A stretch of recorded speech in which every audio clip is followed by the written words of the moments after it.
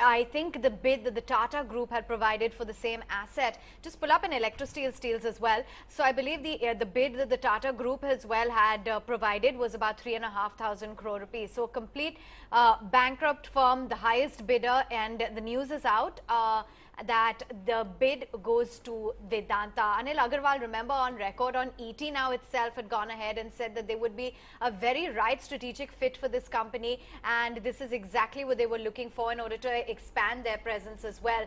Remember, the process was being run in accordance with the IBC as well, and you haven't really seen any official confirmations coming in from both the companies. But Electrosteel Steel, it's a company that faces about 10,000 crores from financial creditors, rising to about 13,000 crores of interest and penalties as well. And it seems that if these are excluded, Vedanta's offer would have been about a 55% for the lenders. And if the number of 3,500 crores was valid for the Tata Group, it would have meant about a 65% based on the figures. So clearly the news is out, and remember, Vedanta has a sprawling iron ore business already, and a successful bid is only going to help further their entry and further bolster their entry into the steel making space as well. This is something that they've been talking about with a lot of confidence. They've been very gung-ho on this prospect, and finally the news is out and the bid has come through. But we will keep you up to speed as and when we garner more details for the same, what exactly the offer was, etc. But for now, let's keep it with the equity markets. 10,574. Pankaj is joining in. Okay, before we do that, let's keep it with this story. Nayantara Rai joining in to give us the latest updates, and much unexpected lines. Vedanta has actually gone ahead and won the bid for Electrosteel steels.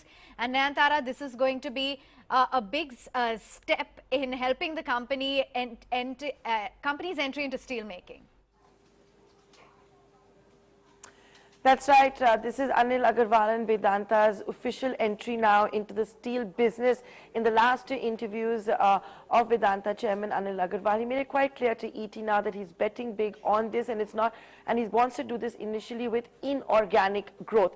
So beginning with Electrosteel steel, and also this is another big moment when it comes to the insolvency and bankruptcy code. You had seen somewhat of a slugfest between Tata's as well as Vedanta for Electrosteel steel, but the NCLT ruling in favor and approving the resolution that has been submitted by Vedanta.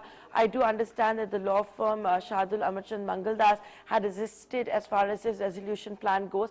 Electrosteel steel was also part of the RBI's first list for expeditious resolution, that list that is famously now called the Dirty Dozen. Of course, it doesn't stop here. Anil Agarwal also has his eyes set on SR Steel, has officially submitted an expression of interest for SR Steel as well. If you just look at the way the steel prices have been on the rise, Avan, even someone like JSPL, which is looking that it was going to head for bankruptcy, has been able to turn around its fortunes primarily on the back of the steel prices.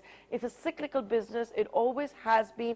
Vedanta, which now has interest across metal, is a metal conglomerate. It entered oil and gas inorganically, and now is looking to do the same as far as the steel business goes. The Vedanta stock, we had seen the analysts pretty much factored this in, because once it had outbid Tata's, there were just a lot of legal formalities that had been left for the acquisition of Electrosteel steel. So maybe that's why you're not seeing an immediate reaction on the stock price, but this is the official entry of this conglomerate into the steel business. And let's see what happens as far as its bid for SR Steel goes. Absolutely, that'll be important to monitor. But thanks very much.